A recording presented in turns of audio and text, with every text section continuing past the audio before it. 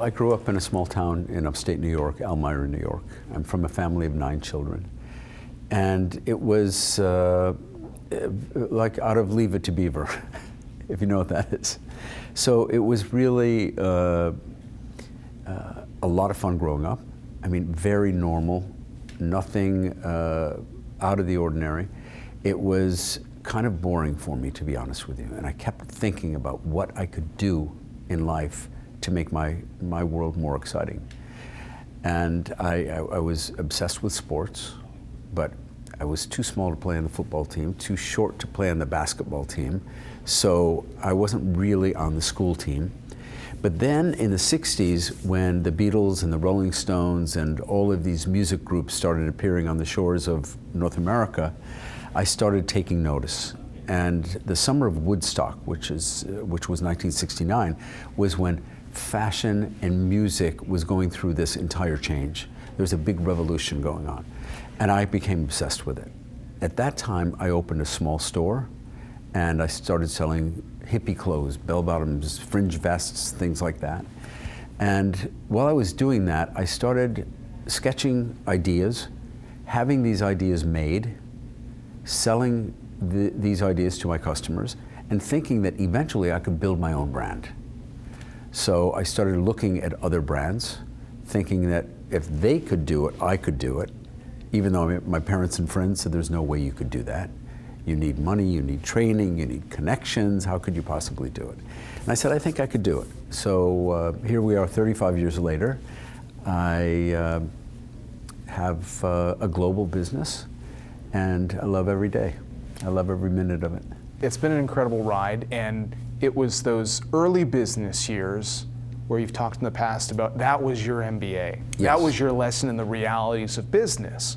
What were some of those early takeaways? I had an early bankruptcy, and what it taught me was that you can be creative, but you have to be a business person as well. So I started to really teach myself how to run a balance sheet and really be in control of the business. As a result of that, the business started growing, but I also knew that bringing partners in was very important, and people you could trust and people who would be able to do what you were not really focused on. So I then had this big dream to build a global lifestyle brand, and it took me many years, but here we are, and we're continuing to grow worldwide and having a great time. You talked earlier about that connection between culture and fashion, and we saw those two come together as the Tommy Hilfiger brand exploded in the early days. It sounds like that was conscious. That was something. That was very conscious, yes. I thought that connecting my brand to pop culture and to what was going on in the world of, I would say, youth culture was really important. So if you look at fashion, art, music, entertainment, and sports, and think of those as all being part of pop culture, I wanted my brand to be connected to that.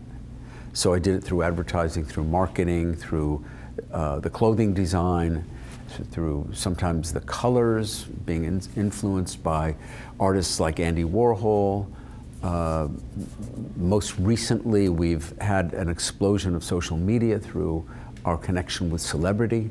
So I've always been very close to music, fashion, Hollywood, influencers. And now it's really paying off because these influencers bring their fans to the brand. Well, we're here for the Audi Innovation Series. That word innovation gets used a lot these days. What does it mean to you? Well, innovation for me is thinking out of the box and creating something that is unusual, disruptive, and ahead of the competition. And to that point, you referenced that there are a lot of influencers and social media today. I mean, for some people looking at fashion today, moving away from magazines and billboards to Instagram, it seems like a new world, but maybe there's still some of the same things that always made you successful that you can use today as well. Well, I think that when you associate yourself with a celebrity, they then have their fan base that they bring to you. And it's no different than that. It's just on a much different level. To give you an example, Zendaya, who we're collaborating with, has 107 million followers. And it's almost, I guess, half the size of the US population. And when we go into China, we're really social media savvy, because that's how the consumer is shopping.